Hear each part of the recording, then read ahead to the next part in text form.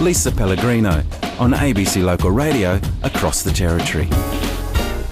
You only have to spend a night in the Territory to realise that population-wise, the men outnumber the women. But do you know which suburbs these men call home and which ones women prefer?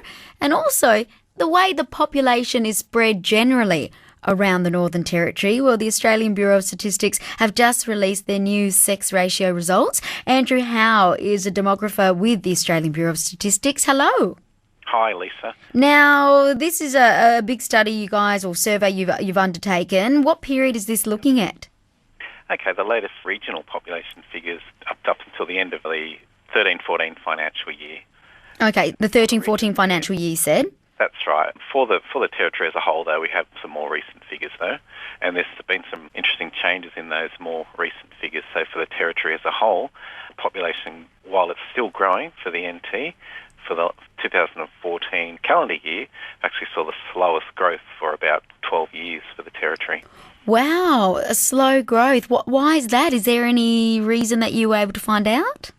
Yeah, well, we can break down our population change into those components that change the population, so the births, the deaths and the migration.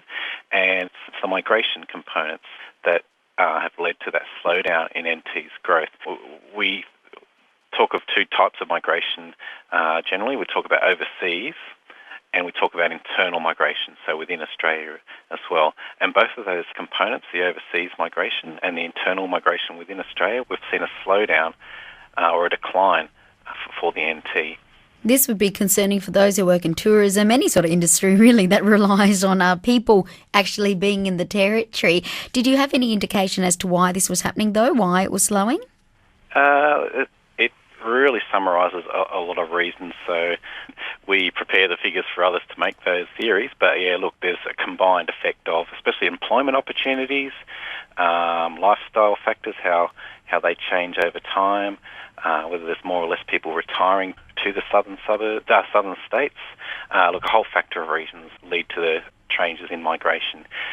The other side of it, though, the births, the number of births and deaths are staying fairly constant for the Territory. And how old are we generally in the Territory?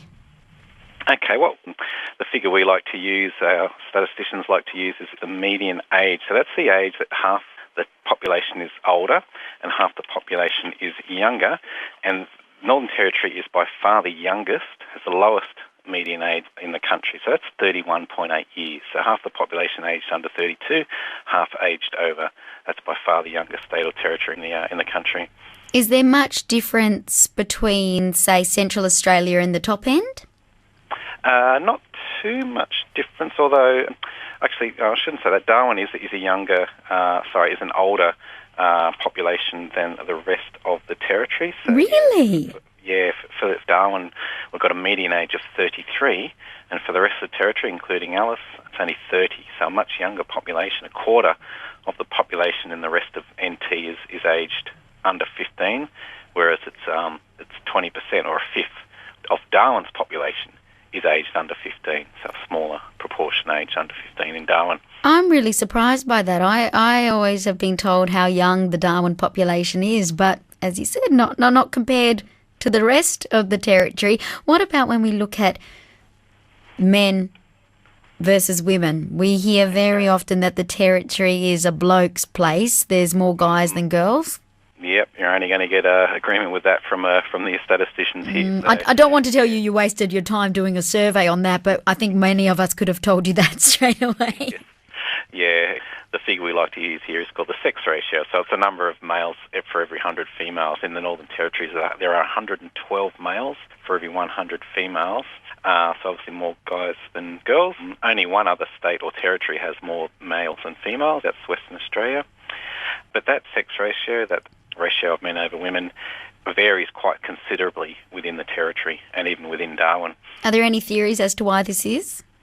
Again, a combination of factors. It could be employment opportunities, particular factors of or features of the Northern Territory which are attracting more men than women in terms of moving to the Territory. That could be moves from other parts of Australia and also from overseas. You'd think, though, employment would be a leading factor there. And you'd wonder if army makes a difference, and you mentioned WA, so mining. That's right, yeah. The two mining states, NT and Darwin, having more men than women. But, with the NT having some prominent defence bases as well, that's also a factor there in attracting more men than women. But you at the Bureau became very specific, and you got to see where exactly, not just the territory that there are more guys than girls, but also where people are concentrated. Yeah, we release these figures basically for Darwin suburb and other regions around the territory. And number one in terms of the male-dominated or the blokier suburb, if you want to call it that, is Berrima, with basically 2 men for every woman in Berrima. Two to every one? Yep, almost 2. Yep, 194 men for every 100 women. What I'm wondering, Andrew, with your sex ratio, the way in mainstream now we're viewing gender as becoming very different. In the future, or even currently, is there any scope at looking at the trans population, so transgender? Yeah, well, currently we don't prepare the figures for the trans population.